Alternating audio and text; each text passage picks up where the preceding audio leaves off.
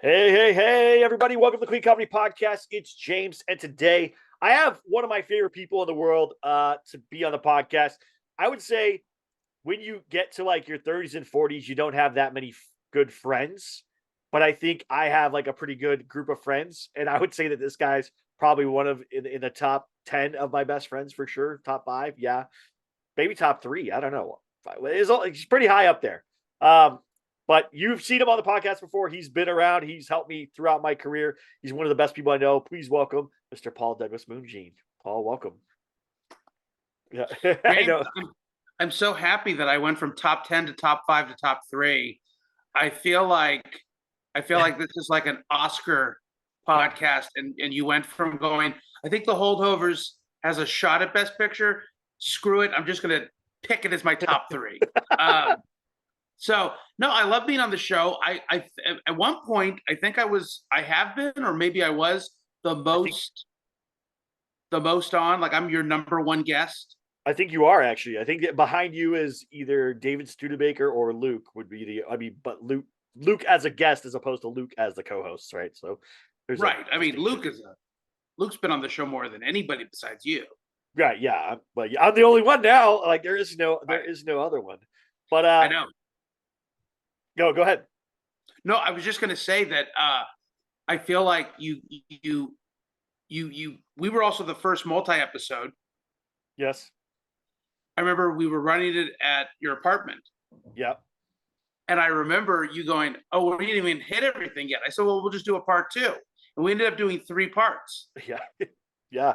That became a thing But for a then while. you started doing right, but then you started doing 2 parts for other people. Yeah. So I gave you the freedom to be Yeah. like, it's okay to have a like 3 20-minute episodes or something. So Yeah. It was good. It was good. It really opened a lot. It actually gave me time to like grow as a podcaster too. Cause I think a lot of times I see new podcasts come and they're trying to do things and they just get overwhelmed or they don't know what to do. And so I was glad to have like friends who were willing to come on and do it and stuff. And it opened a lot of doors.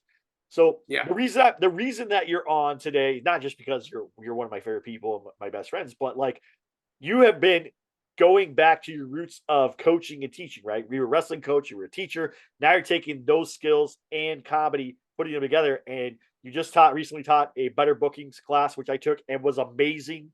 And when Paul releases it, like to digitally buy, it's going to be amazing for all you guys. It's going to blow your mind. And literally, we're going through this class, and I'm going, oh no, oh no, like all the things I should have been doing, I wasn't doing right, and then I was just like, oh man, I can be so much further ahead. Without giving away the whole class, Yeah. what was the biggest slap on the forehead for you? Like the Let me go back to my notes because I'm gonna tell you, it was rejection is the name of the game. That thing, that right there, because you know, we don't like being rejected as first of all as humans, but secondly as comedians, for sure. So when I can get into the mindset of okay, expect to send out 100 emails and maybe get one response. If I can go into it with that mindset of being like, oh, I'm going to get rejected a bunch of times before someone says yes, I'll be better prepared. I was going into it saying like, why aren't they responding? Why aren't they responding? Right? Getting upset and frustrated and angry and scared and like, oh, maybe I suck. What like, now you're second guessing. But if you go into going, okay, I know I'm gonna send out a plethora of emails and a plethora of my EPK, and nothing's gonna happen. Okay, then I can move on easier. So one thing to think about during the rejection process is you may not be a good fit for their club, or you're so good of a fit they already have 12 of you. That's good. Okay. And that doesn't just mean race or gender, that means style of comedy. Like they may say, "Hey, we're going to book in 50 weeks, we're going to book 10 filthy comics, 10 super clean comics," right? So you may not fit the genre what they're doing. They may have a young parentless group of kids, 22-year-olds, college kids. So when they see your clip and you're talking about American Girl dolls, they're like, funny, not going to work with our late crowd. Yeah. So then the LA comedy scene needs you more because they need to fill spots. And there's a lot of comics who benefit from the fact that they're not that funny, but they're professional, they're nice people, and they got to fill 12 spots a show, right? Right. Whereas the road gigs, they only need 50, maybe 60, 70 comics total for the whole year because they're going to book 50 comics. Those headliners are usually going to bring at least one opener. So when I headline, I bring an opener. And I always say I'd like to bring my own because I really, and not that I don't, it's mainly just because I want the car trip with somebody to talk to. Right. Especially if I'm doing like a 3-hour, 4-hour trip and I got to go back the net, that.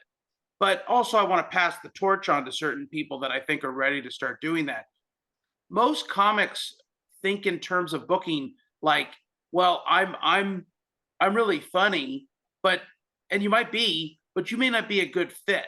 And so what I'm learning is there's a couple of clubs that have told me, we love you, we can't book you because we already have too many middle-aged men and we need to find other groups of people to diversify.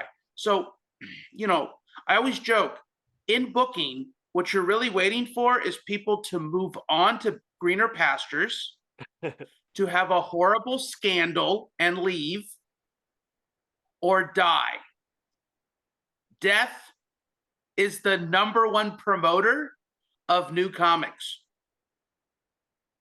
That's terribly sad. Like that's a dark. I want you, but think about it. Imagine a world where Sam Kinison, Mitch Hedberg, who else? There's a few others who, if they didn't die, Bill Hicks, if they didn't die, would Joe Rogan be the podcast king, or would Bill Hicks be interviewing the president? Right. Yeah. Or would Sam Kinison have flopped out, and then instead of seeing shock comedy as a style, you see it as your detrimental end? So would we not have like, if there is a Sam Kinison, would there be a Louis C.K.? I don't know. So booking and promoting and becoming successful is dependent upon a lot of other factors. Right now, there are young males who will not get jobs because their stuff is so similar to Matt Rife that they don't need them because they already have Matt Rife and they have Trevor Wallace and they have Blaustein and they have Chad Goes Deep. And now that stoner, young, cute boy comedy style is already fulfilled at, let's just say, a major club like Comedy Works Denver that's already booking out, where they go, well, we also need to have middle-aged women. We also need to have people of color. So you're, getting booked, the rejection game it's just, it's also kind of like dating, where sometimes a woman's like, I would give it up for the perfect man, but I wouldn't give it up for a good man. Like, I'm not going to be single. I'll be single and let a good man get away, but the perfect man, whatever that is, right? So unless you're like the biggest star in the world, like Kevin Hart would take someone's spot. So imagine, like, at Flappers on a weekend, there's a guy somewhere who normally gets a weekend spot at Flappers, but he won't because Kevin Hart's going to take 2 weekends from him. So that was my produced show where I got booted for Kevin Hart. Exactly what happened. But I got told I didn't sell enough tickets, which was not correct. Actually, I remember that. That's right. That was kind of my moment. Well, you didn't sell as many as Kevin. Yeah, of course. No one's going to sell as many as Kevin. That's fine. Yeah. But at least be honest and say, you're getting booted for Kevin Hart, as opposed to you didn't sell enough tickets. Like, okay. Well, sure. Yeah, because they have a contract with you that they broke. Yeah. So they have to make up a reason. When in reality, all comics understand that Kevin Hart gets to jump them. Right. Yeah. If they would have said, "Hey, Kevin Hart wants the room instead," cool. Okay. No big deal. I totally understand. Can I do 5 minutes and we just call it a day? Like, is there a way that I could, there's other ways to negotiate, but you're right. The booking class's job. So here's the funny thing about the booking class, because people will buy it and they'll be like, he didn't teach me how to get booked at the Comedy Store. Right? The booking class's purpose was to explain, A, you have to take ownership and do the discovery of where you fit. because we had 3 women in the class. We had 2 senior citizens, and we're talking 70 plus. That's totally different clubs that are going to want them. And if you think that all clubs want just funny, they don't. And if you're a 75-year-old man, Flappers is going to be perfect for you because they're going to find a couple of shows to put you on if all you want is a 5-minute spot. But as for, the big major clubs, they're not going to book you. Sorry. And unless it's you get a TV important credit to or something. Right. Well, even then, Maybe. Right. You need that's where you go, oh, I can perform at old folks' homes. I can perform at casinos. I can perform at churches and make more money than following some pointless stream to the Comedy Store. Yeah. And to a 25-year-old listening to this, they're going to be like, it's not a pointless dream. No, not at 25, but at 75, No, that's like so true. My opportunity to become an Olympic wrestler is over. Right? Yeah. So I have to be like, well, what can I do if I want to get back into wrestling? I can coach, right? But I can't be an Olympic. That's for 22-year-olds and 25-year-olds. The same thing goes with comedy. You have to fit the mold of what they need. Yeah.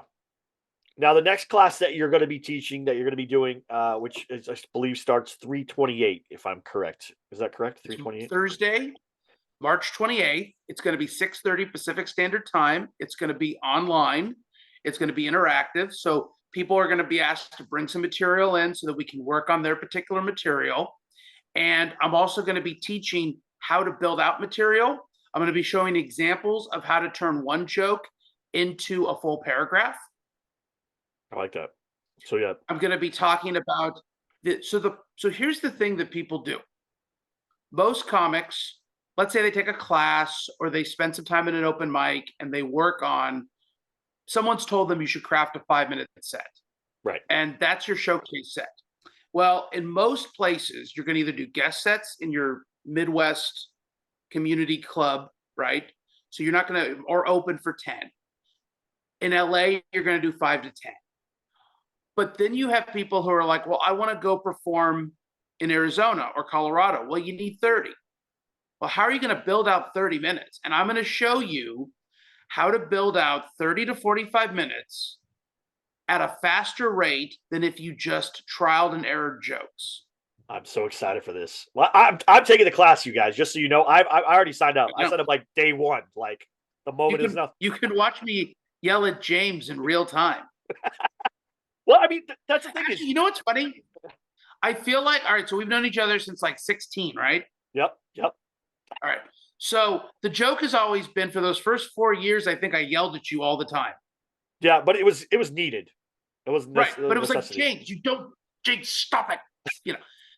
I don't think I've yelled at you post-pandemic. No, I don't think so.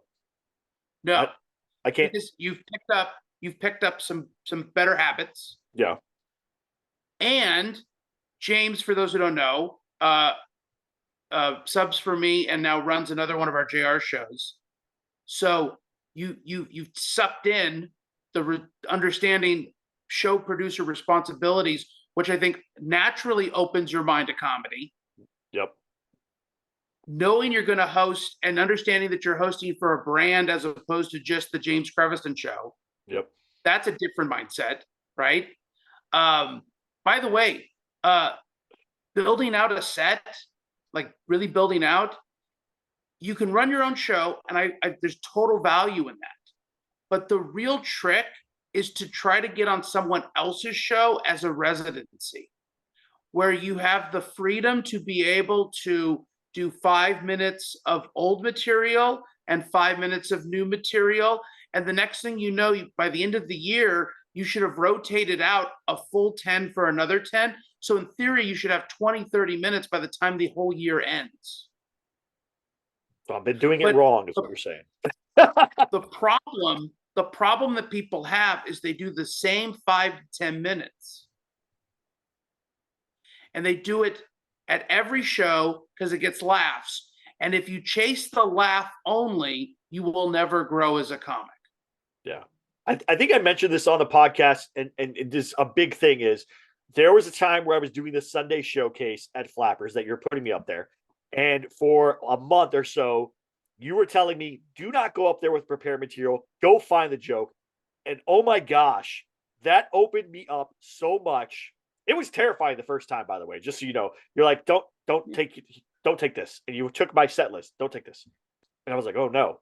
And I went up there, and I don't know how it looked out there, but for the first minute or so, I was very uncomfortable. This was probably the most uncomfortable I've been since I started stand up ever. But then after those first couple minutes, I was fine. I was just like, let's play, let's have fun, let's see where it goes, whatever happens. And it was great. Some great jokes came out of that. Some things, flopped, obviously, but some things came out of that. And then every time I went up, it was more comfortable, and it took me less time to get comfortable. Now, I actually drop in new stuff, in sets around as well. Not full set, but new stuff. Right. You should never do a full new set. No. Unless you're a truly established person, you have a fan base that understands what you're doing. Right. Which is what Russell Peters, which is what Dave Chappelle, which is what those guys do when they go to the Comedy Store and they sit down for an hour and they just talk. Yeah. You need. So I always tell people the best way to be able to practice new material is to have an identity joke up front that lets everyone know how you see the world. I don't know if I have one of those. Well, yeah, because the problem. Well, here's the question. Identity jokes are two things. One, what do other people say about you?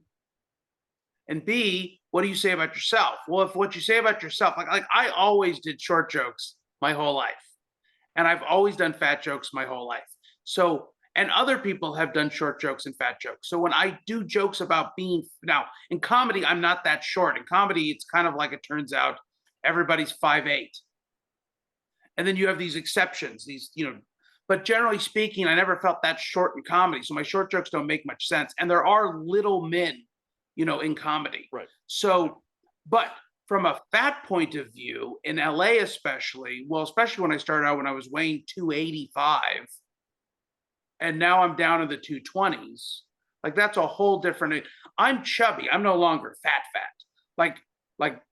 It's just a different mindset.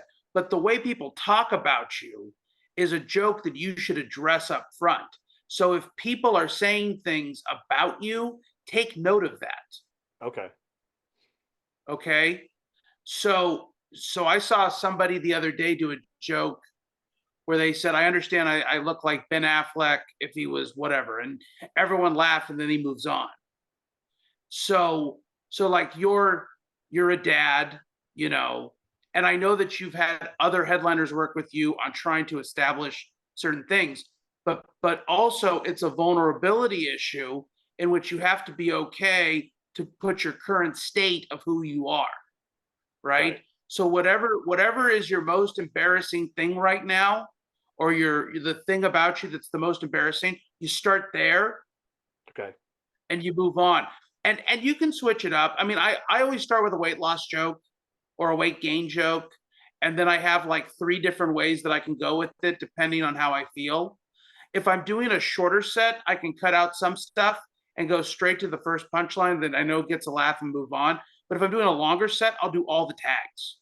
Okay. And it's changed over the years. I mean, I used to do sweat jokes. I don't sweat anymore, so I can't do them. No, I sweat all the time. Well, great. So that might be. I wear 3 layers of clothes every day because I sweat so much. I'm not kidding. That's not a joke. Great. So I mean, you could be like, hey, listen, guys, I just want to let you know I wear 3 layers of clothing because I sweat all the time. Okay, I don't really weigh 200 pounds. Like I'm actually 110. Like that's a way to start, because that deals with your insecurity. Right. And if you present your insecurity up front, then everyone knows everything you're talking about from that point on is about being insecure. Okay. Because we're all little Freuds in our head. We're psychoanalyzing everybody. Even if you're stupid, you psychoanalyze people. Very You true. might do it incorrectly, but I've met really stupid men. Like, and I mean, like, you know what I mean? Like, the guys who just are, and they'll say things like, "Yo, what that guy really means is," and he's so off. But what it's proving is my point is that everyone's looking and interpreting your words. And so in comedy, you have two objectives. One, to kind of reveal your subconscious, your insecurities, but then also through humor so that it's not so obvious, right? So if you just walk up on stage and say, "I'm really insecure because I sweat a lot," no one laughs. Right. But if you're like, "I'm wearing 3 layers of clothing so none of you guys can see the sweat, because if I didn't, it'd be raging waters on the front row." Yeah. See, if you start there with a joke, everyone goes, "Oh, he made me laugh." But in their head, they're thinking this guy's got insecurity issues. Now you can talk about anything. So when you talk about your daughter, it's insecure dad with the daughter. When you talk about having a Tesla, it's insecure guy who drives a car that's probably cooler than him. But Yes. it's now everything has a subtext. Yeah, that's good. No, this is exact. See, guys, this is why you have to go take the class, because it's one of those things where Paul will break it down and make sure that because I haven't been doing it right. Not that I haven't been doing it right, but I mean, I make people laugh, I do whatever. But if I really built a set and an act the right way, I would be probably light years ahead of where I am right now, and that's okay. I'm okay with where I am right at this point, because I know I need to grow and learn. And so, I could take this as like, "Oh my gosh, I can't believe I'm failing," whatever. But no, we'll move forward. We're gonna take this and move forward. That's what we do, right? That's what good comedians And do. keep in mind when we talk about terms of success and failure, it's based on two factors. One, you do want to be comparative on some level. Because if you look and you go, "All right, well, how many people are regularly getting up on Saturday night?" Well, you are. Right. And you're getting a little bit of money for doing it, right? Hmm. I mean, when people show up. I still get paid regardless. I still get Right. paid, but it goes up and down depending on how many people show up. But you're getting paid. Right. Yes. So you're working with national headliners, Hmm. you're getting paid, Hmm. and you're getting up. Yep. I could probably find you 1,000 comedians who can't say any of those things. That's true. It's just open mics, which is fine. But the idea of having a Saturday show in front of live people on a regular basis. So even if you just got up once a week, you're still steps ahead of somebody doing 5 open mics. Right. Because they don't even know how to get to that level, nor are they even ready to do it. So, right. But then the next level of success is saying, "Okay, am I making enough money to be able to sustain this or make this worthwhile?" And that's really based on your personal life. So a person with kids and a wife is different than a single person. Right. Right. So like, if you go back to your wife and you said, "Hey, I made $4,000 in comedy this year," she would look at you and be like, "Well, then you're quitting." because you also spent 4,000 hours doing it. Yeah.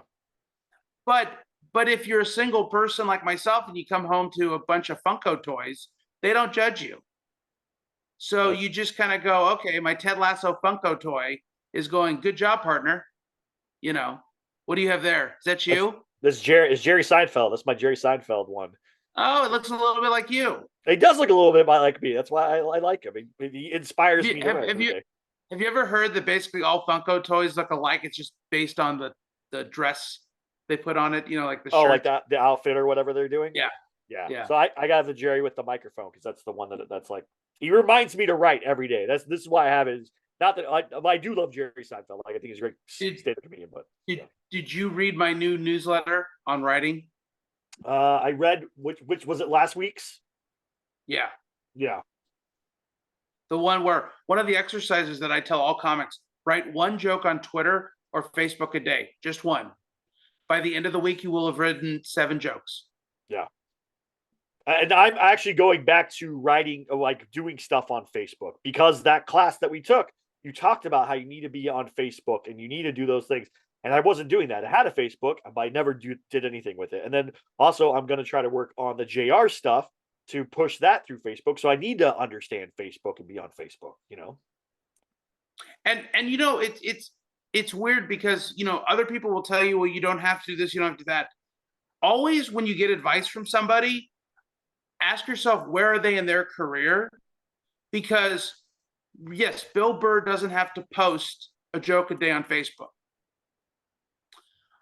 But Bill Burr's also not fighting for spots and Right. for attention and to get into the algorithm. He's already in the algorithm.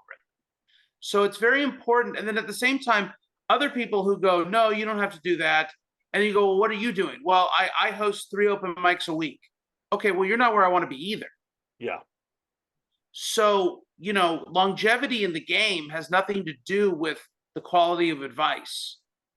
In fact, nothing makes me angrier than a 65-year-old comic who gives advice that's completely irrelevant.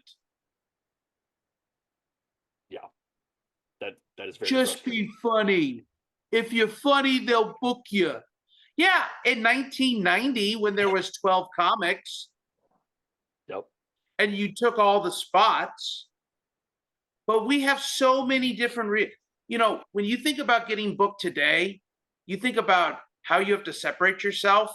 Like, if you get 20 booked gigs a year, you're like top 10% in comedy. That's awesome. Because, and I don't mean like little 5-minute showcases. I mean, you're getting 20 paid, $150-ish or more, because there's not a lot of options. Right. For pay, well, I mean, there's too many options of comics, and there's not a lot of opportunities because there's so many comics. There's so many comics. That's what I meant to say. There's so many comics. There's actually less opportunities because there's so many comedians. Yeah. Why do you think that is? Why do you think that the comedy thing blew up again? Because I felt like in the early 2000s it was kind of dead, and then something happened around like 2010, 2012 or whatever, where it just kind of started Real to simple. grow again. It's real simple. Social media. Okay. So Dane Cook and Matt MySpace. Rife have the exact same story. They're doing okay. They're a regional comedian. Dane Cook maximizes MySpace, and Matt Rife maximizes TikTok. Well, here's what happens. People watch it. And then they go, well, I want to do that. And then they call the comedy club, or they go to the comedy club website, which, by the way, in 1995, there were no websites. Nope. So think about that for a second. There's no websites. You look at the newspaper, and it would say, like, if you lived in Simi Valley, like I did, Ventura Harbor this weekend from Showtime. It's so-and-so. Great. And then I have to determine if I find that to be, but I never thought about doing open mics or going to these shows. I didn't really go to a comedy show until about 3 months before I started doing comedy, and bad comics were on the lineup. Wow. So the only comedy shows I had been to were when comics came to my church, which is how I met Robert G. Lee. Okay. Without actually meeting him. And then you and I did the podcast with him, and I realized he's the first comedian I ever saw live. Wow. And that's also the first week or so he was starting to do comedy. So Robert and I were destined. Wow. But it's a weird thought. Most people will go to maybe 2 or 3 comedy shows in their lifetime. They'll see a friend. They'll see their favorite comedian, and they'll get a phone call telling them about celebrity night. So that's about it. Like, there's not a lot of people who regularly go. And the reason is most comics don't change up the act a lot for lots of reasons. So that was the first thing I learned when I started doing comedy, is I was going to the Yoo-Hoo room at Flappers every weekend to watch bad comedy, because I realized watching good comedy wasn't helping me. Watching bad comedy helps you all the time. How does that help? I never Okay. thought about that. Because, okay, here's an analogy. If you wanted to learn how to be a great basketball player, would it benefit you to watch more Michael Jordan videos or more NCAA games? I would assume Michael Jordan because you'd want to copy his style, his movements, Right. his all that stuff. Okay. So are you his same height? No, Are you his same athletic build? no. Well, probably now. Can you jump? Can you jump as high as him? No, not ever in my life. Did you did you start when you were 6 years old, 7 years old playing basketball? No, I started when I was like 13, but I still suck. So it doesn't Great. matter. So as you can see, you have absolutely nothing in common with Michael Jordan. Right. But I bet you there's an NCAA player who's averaging 2 points, 2 rebounds, and 1 block or 1 steal, and that could have been you playing college basketball, learning what a role player does, may seeing the mistakes they make on defense and offense. Because how many mistakes do you think Michael Jordan made? Well, when he was a pro, 0, maybe 1. But when he played college ball, James, a lot. James, he basically, when he was a freshman, they gave him the ball in the championship game with James Worthy on the team. Well, So Michael Jordan is a bad person to watch if you want to be great, because the only person who could do that was Kobe. right. Nobody else is doing that. It would be like watching Jim Carrey and going, wow, I'm going to go be a master impressionist. Well, you're not. But if you watch bad comedy and you watch somebody with a setup, like went to the DMV yesterday and it was really weird because I waited in line for 5 hours, and you go, wow, that's a good setup. And then their punchline is fart, poop, poop, fart. Then right? Right? Because what's the average dude gonna say? I waited so long that I crapped my pants. Right. What you learn in that moment is don't make that your punchline. You start to think and you start to go, where are they gonna go with this? Not from a place of I can't wait to see how funny it is. It's more like how bad are they gonna mess up? Right. So you see the setup, and then you realize the mistake they made, and then you make a note in your head, I'm not going to make that mistake. And that's the key to watching bad comedy, is you also see nervous tics. Yeah. You see what it's like that's how you look when you're not confident. In fact, the more you critique it, the more you start to critique yourself. That makes sense. Like, I remember you did a show one time, and my only note was, James, you didn't even acknowledge the crowd when you walked on stage. Yep, I remember that. You just angrily walked to the stool, put your notes down, and went, "Hi, isn't this a great show?" And I remember saying, "No, no, no, no, no, no. You got to do this." Yeah. Right.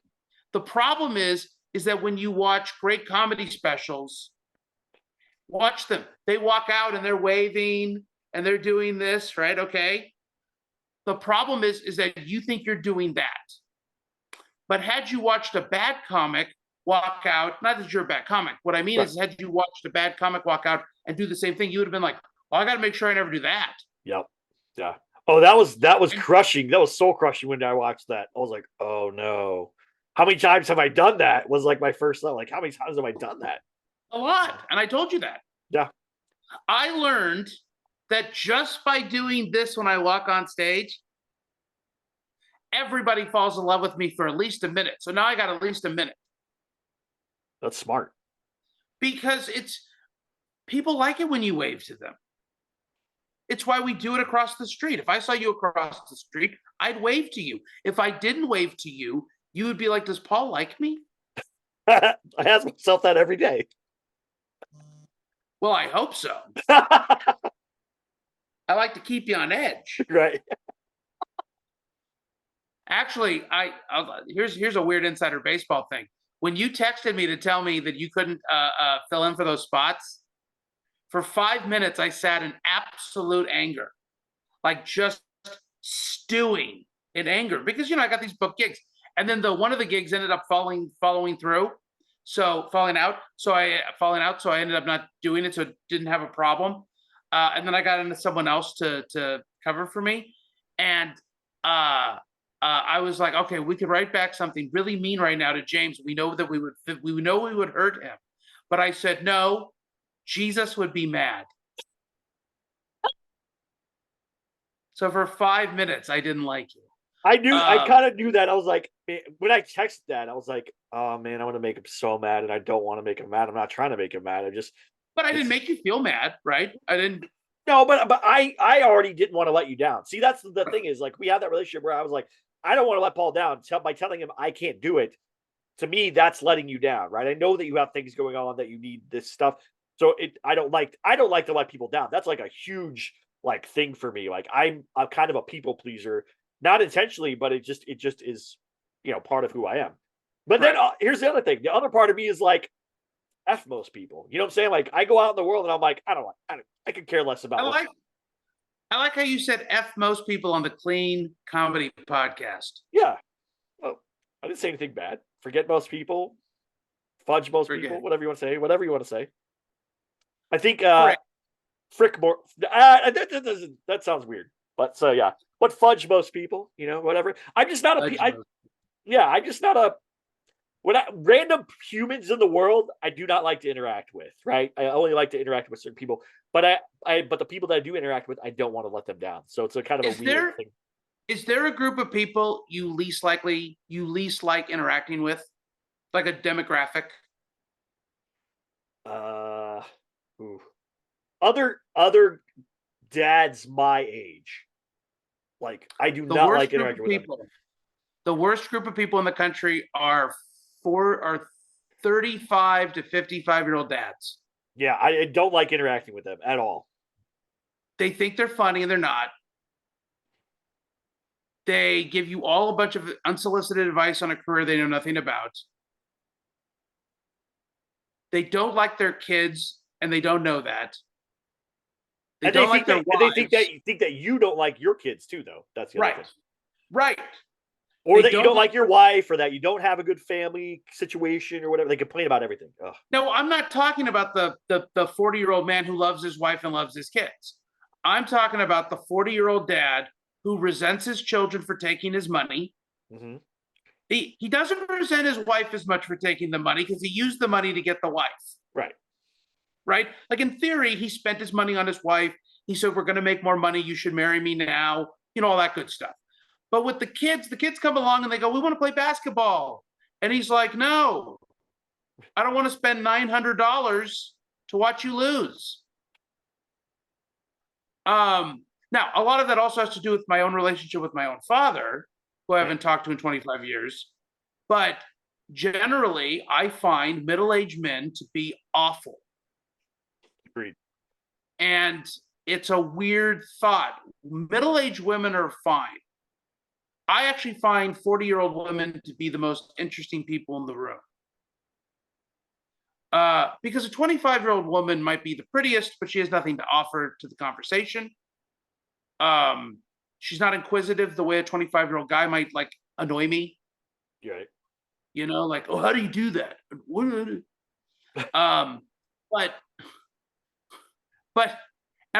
I generally love people, but the demographic of middle-aged men, I almost want to be like, I don't have time. Yeah.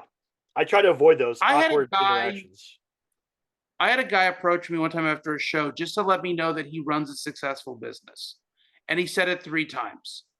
Because I think in his head, since I got the laughs and I got the spotlight, he had to assert power over me by letting me know, you may have made them laugh, fatty, but I'm going to go home to my big house in the hills.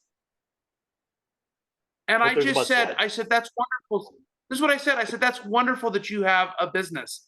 I hope you don't have to get up too early tomorrow. I will be sleeping in. See, you're nicer than me. I would have said, well, I hope there's no mudslides. You live on a hill. How much debt is that business? How many times have you filed bankruptcy, sir? Yeah, something like that. Yes. Yeah. I'm on my third marriage. I know Yeah. what marriage is. Yeah. Yeah. See, that's the other thing is I had this argument with my daughters the other day about Taylor Swift. How they're like, I love that Taylor Swift gives out all this life advice. I'm like, what life advice? Like, yeah, she's a billionaire, but she's alone. She can't hold a relationship. She makes bad male choices. What advice do you want from her? If it's to be sing and be pretty, great. Yeah, she knows how to do that. But that's about it. Well, she's probably the most successful woman in the world right now, financially. Yeah, I financially. I think there's a lot of uh, unneeded hostile behavior from men towards her specifically. And I think one of the reasons, to be perfectly honest, is that she did date a lot of men that other men would have wanted to be, but they may not have picked her. So if I'm Travis Kelce, like, I don't know, Taylor Swift's fine. I think she's an attractive woman, but if I'm Travis Kelce, there's 3 women who work at Starbucks that I would date before Taylor Swift because I don't want to deal with her schedule. I don't want to deal with her writing a song about me. I don't want to deal with having to not be able to go to nice restaurants because she's so popular. Like, here's the thing about Travis Kelce that's interesting. He could still go to any restaurant he wants, and most people won't know who he is. Right. You can't do that he's just a big guy. You just be like, oh, the bouncer's here. Right. But because he's not that famous, he's famous, but he's not that famous. Taylor Swift couldn't go anywhere in the world. Yeah. Taylor Swift at a mall, people would die trampling over each other to get a selfie. Yeah. So that's a different level of fame I don't want to deal with. But Same. You think about John Mayer, you think about all the different men that she's dated. These are dudes that other dudes kind of think is kind of cool, And so I think that men get a little upset when they think about, if I was that dude, I would have dated someone else. That's all it is. But from a piece of, from a talent place, she's clearly epically talented. I'm not saying that. Right. I'm just saying she's not a person I would, if I was a girl and I was going to take life advice about dating and relationships, she's not the person I would go to. That's not the person I would reach out to. And here's the irony. If you take all of her advice, you'll have a lot of free time to build your own empire. I guess that's true. Right. Very true. That's all. No, that's true. But my daughters are like, oh, she's so romantic. She knows, she sings these great songs about relationships. I want my relationships to be like her. I'm like, what? You want them to end every 6 months? Like that? You're not doing anything here. She's not a great person. I like the idea of you arguing. I really like this idea of you arguing with your grown daughters. I really like. I do. I argue with my 17-year-old, and I have the best arguments or whatever about stuff like that. I would be if I had daughters, I would probably be the biggest princess, whatever you want. It would be awful. I'd be so broke. They'd all have ponies. They literally do have everything they want. But I also want to instill in them. Do they have horses? They don't want horses. They want to go to cheer camp horses. and go to Europe. No, they want cheer camp and Europe and Taylor Swift tickets, which I bought for thousands of dollars. So yeah, I do the stuff. Can I ask you the most personal question right now? Sure, yeah, of course. Did you use a credit card or did you cash it? No, we used cash. We did cash. Okay, then I'm fine with it. Yeah, no, we didn't. Not gonna. Actually, I hate credit cards. I am trying to do everything to get out of debt and not have debt. I didn't want to. I needed a new car and I wanted a Tesla, so that's what happened. And whatever. Can I ask you a question? Did you and your wife have a discussion about buying Taylor Swift cards or tickets? She said She said the girls want to go to Taylor Swift. I said, when is it? She gave me the date. I said, how much is it? She gave me the amount. I said, okay, well, what do we have in savings? What do we have here? What do we have here? Let's do the numbers. When does it need to be bought by? Okay, we'll make it work. That was it. That's most of our conversations about money. That's surprisingly wonderfully healthy. Yeah. Could you imagine how many parents had to go to their kids and say, we are too broke? And that was my whole childhood. Right. But then they find out that other kids get to go, but their parents are putting themselves into debt as to not look broke in front of their children. See, this is the problem that I would have had as a parent. A, my kids would have all the ponies, but B, I would tell them, hey, we're broke now, so we're all living off Chef Boyardee again. Yeah. And it would be like, are we poor, Dad? Yes, we're very poor. Dude, I've said those exact words to my kids. I'm like, you know that we're not rich, right? And they go, well, we live in Oak Park. I go to this school. If you pay for cheer, you do. I'm like, yes, I'm killing myself so you can have that life, right? It's not we're not rich. It's just I'm willing to murder my body and time for you. That's what I'm doing. Yeah.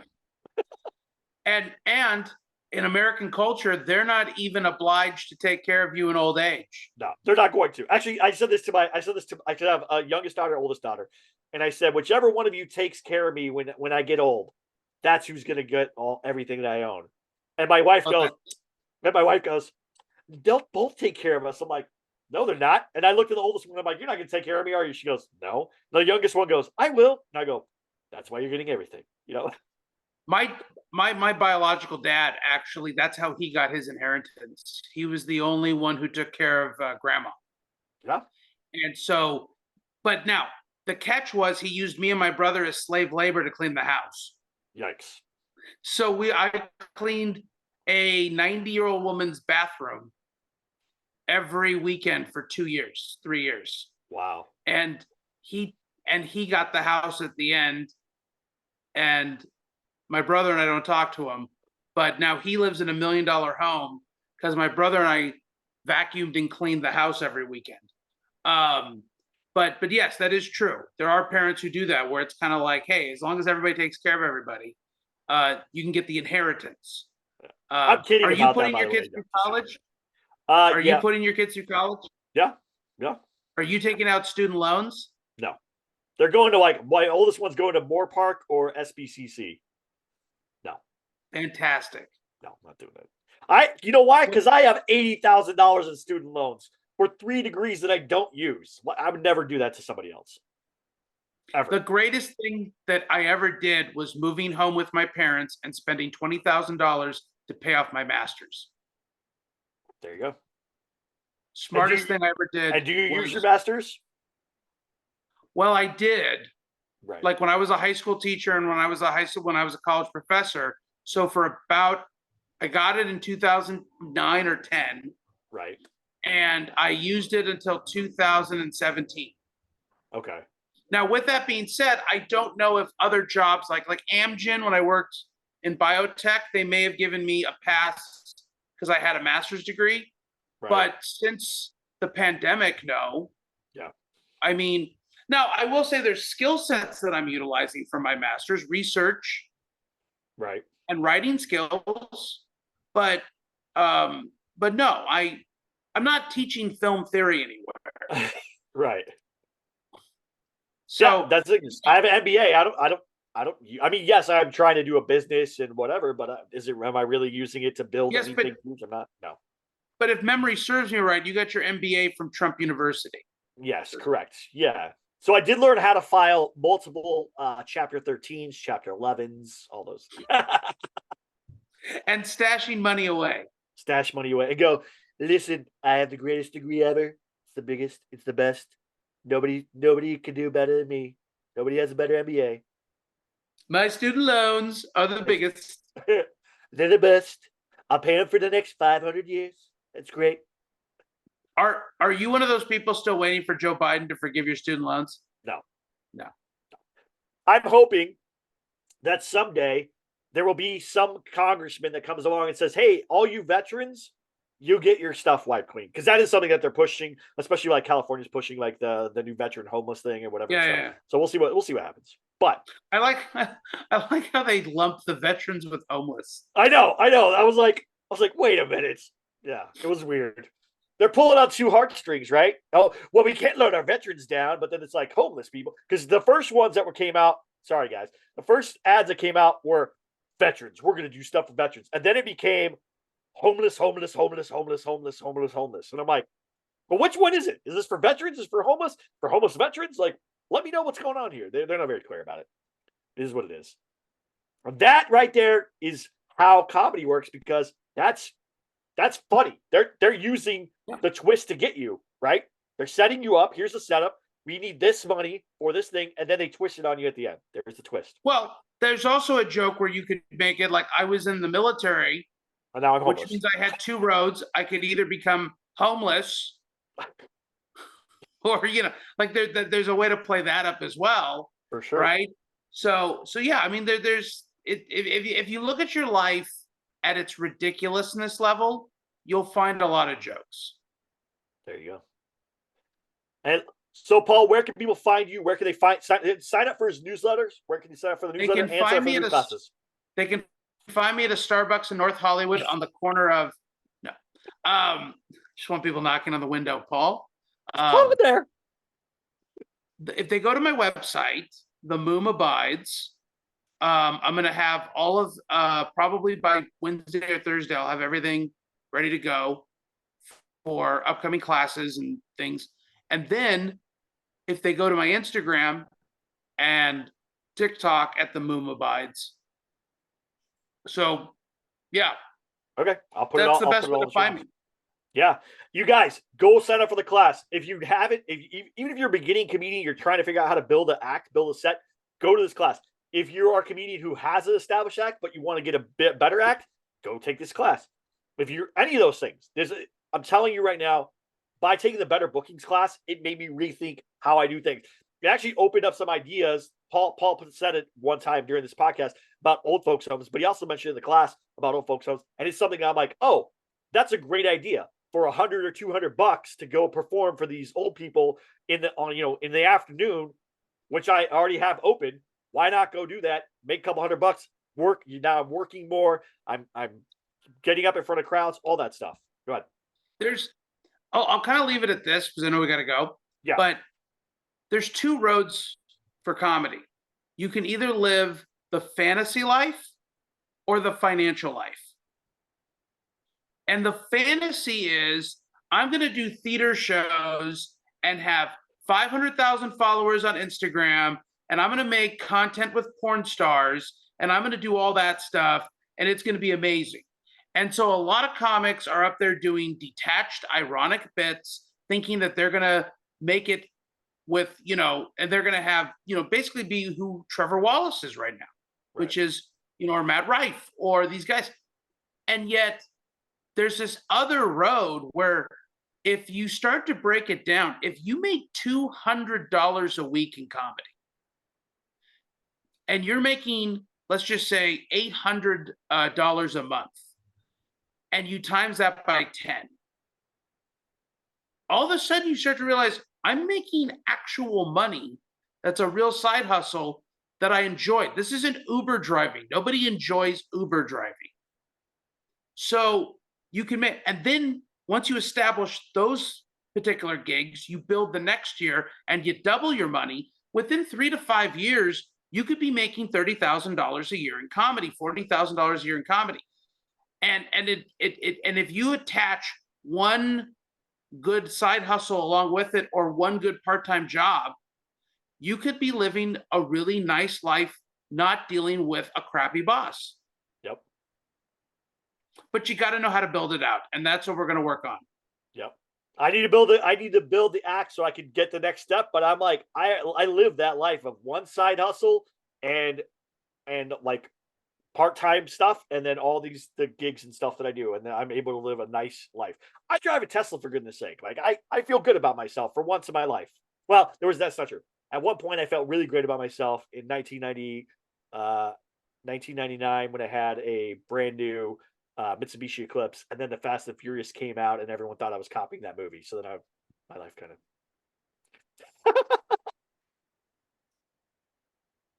I have no comment on your Vin Diesel dreams. No. It was the Eclipse. It's the one that Paul, whatever his name, Paul Walker drove. Walker? I had that Paul car. Walker. Yeah, I had that car, the green one. But everyone thought I was copying him, even though I had that car way before that movie came out. So yeah. I know. You want to say something so bad. Just say it. Our childhoods were not the same. No. Yeah, I'm sure. I grew up mostly in either the trailer park or the hood. So yeah, of course we're not the same. It's all good. I grew up in Simi Valley, where if Mayo was a city, it'd be Simi Valley. There you go. There you go. Well, thank you, Paul, for coming on. Thank you, everybody, for listening. I'm going to put all the stuff in the show notes so you guys can check out Paul's newsletter, his classes, all of his stuff. Go to his Instagram as well as his TikTok. You guys are going to love it. You're going to learn so much. I'm telling you right now, is the best. I think it's $35. The best $35 you'll ever spend in your life. And if you don't take the class afterwards, I think it goes up to like $50 or $60. So don't miss it. Go sign up. Thank you again. All right. Have a good one. Thanks, Talk to James. you soon. All right. Bye. Bye.